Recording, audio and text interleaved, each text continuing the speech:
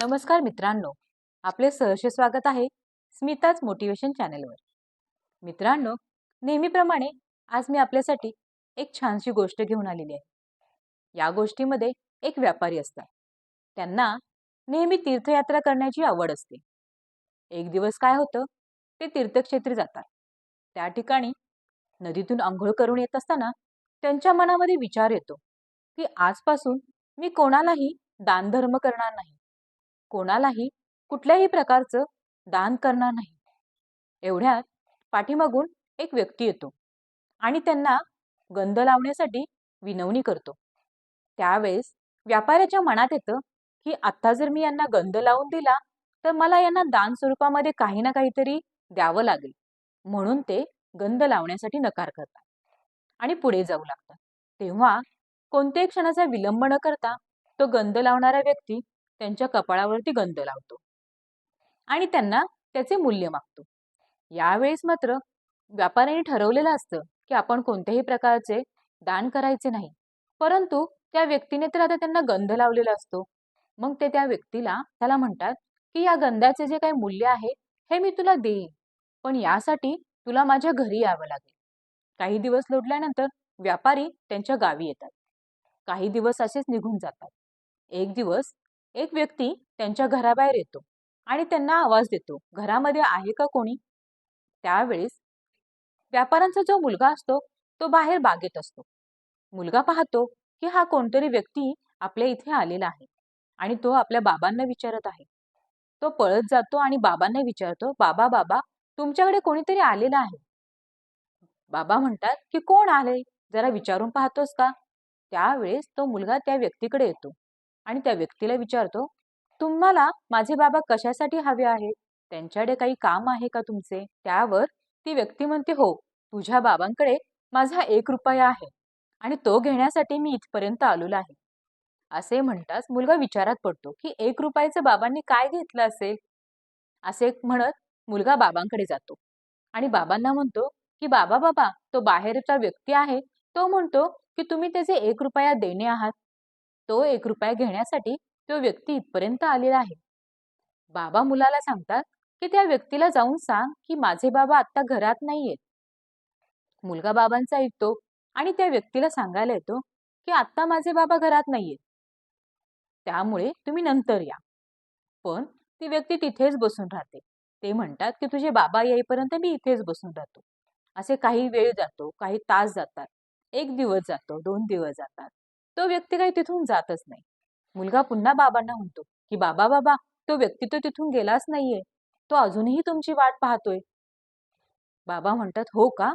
पुन्हा दुसऱ्या दिवशी तो व्यक्ती त्या मुलाला विचारतो, अरे तुझे बाबा आलेत का? माझा 1 रुपया मला घेऊन जायचा आहे. मुलगा पुन्हा बाबांकडे जातो आणि बाबांना म्हणतो, बाबा, आज देखील ते विचारतायत की तुझे बाबा आहेत का? आता मी त्यांना काय उत्तर देऊ? बाबा सांगतात, तू त्यांना जाऊन सांग की तुझे बाबा आजारी पडलेले आहेत. मुलगा धावतच येतो आणि त्यांना सांगतो की माझे बाबा आजारी पडलेले आहेत, त्यामुळे ते आता काही बाहेर येऊ शकत नाही. असेच पुन्हा 2 दिवस जातात. 2 दिवस ती व्यक्ती तिथेच बसून राहते. त्यावेळेस मुलाला असं वाटतं की 1 रुपयासाठी बाबा आज खोटं का बोलत आहेत. मी पुन्हा जाऊन बाबांना विचारतो. म्हणून मुलगा पुन्हा जातो, बाबांना विचारतो आणि बाबांना सांगतो, बाबा, आपल्याकडे एवढी संपत्ती आहे, पण 1 रुपयासाठी तुम्ही त्या माणसाला गेले 4 दिवस झालं टाळता आहात. कशासाठी? आणि तो माणूसही इथून जात नाहीये. आजही तो मला विचारतोय की तुझे बाबा गेले कुठे? बाबा म्हणतात की त्या व्यक्तीला जाऊन सांग की माझे बाबा आत्ताच गेले. मुलगा म्हणतो, अहो बाबा, आपल्याकडे एवढी संपत्ती असताना 1 रुपयासाठी तुम्ही मरण पत्करताय. मुलगा तिथून निघून जातो आणि त्या व्यक्तीला येऊन सांगतो की माझे बाबा आत्ताच गेले, त्यामुळे ते 1 रुपया मी तुम्हाला नाही देऊ शकत. तो व्यक्ती म्हणतो की तू सगळ्या तुझ्या नातलगांना सांग, आज मला तुझ्या वडिलांना खांदा द्यायचा आहे आणि मगच मी इथून जाणार. मुलगा आश्चर्यचकित होतो की 1 रुपयासाठी हा व्यक्ती इथून जातही नाहीयेत आणि बाबा त्याला 1 रुपया देतही नाहीयेत. आज बाबा खोटं बोलून सांगतायत की ते मरण पावलेत म्हणून. पुन्हा मुलगा आश्चर्यचकित होतो आणि बाबांकडे जातो. बाबा बाबा, तो व्यक्ती म्हणतोय, तुम्हाला खांदा दिल्याशिवाय इथून जाणारच नाही. हे काय चाललंय बाबा? तुम्ही 1 रुपयासाठी मरण पत्करताय. बाबा मुलाला म्हणतात, तू मी सांगेल तेच ऐक. तू सगळ्या पै पाहुण्यांना बोलवून घे आणि बघ पुढे काय होते. सगळी पै पाहुणी येतात. त्यात पूर्ण सगळी तयारी होते. बाबांना नदीवरती नेलं जातं.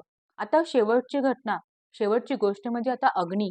ज्यावेळेस बाबांना अग्नी देण्यासाठी मुलाला सांगितलं जातं, मुलगा अग्नी देण्यासाठी काठी उचलतो आणि बाबांना म्हणतो, बाबा हे काय करताय? 1 रुपयासाठी तुम्ही जीवानिशी चालला आहात.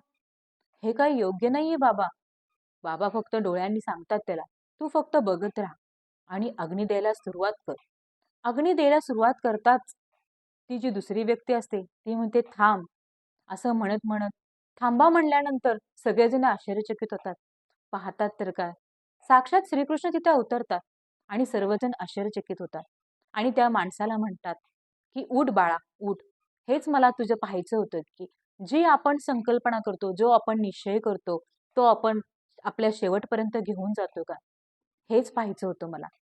मित्रांनो, या गोष्टीतून आपण हे शिकलो की आपण कोणताही संकल्प केलेला असो, अगदी तो व्यायाम करण्याचा असू दे, एखादी गोष्ट करण्याचा असू दे, बाहेरगावी जाण्याचा असू दे, कोणताही विषय असू दे, तो आपण शेवटपर्यंत पाळला गेला पाहिजे. हेच या कथेतून आपण शिकलो. मित्रांनो, व्हिडिओ आवडल्यास चॅनलला लाईक करा, शेअर करा आणि सबस्क्राईब करायला विसरू नका. धन्यवाद.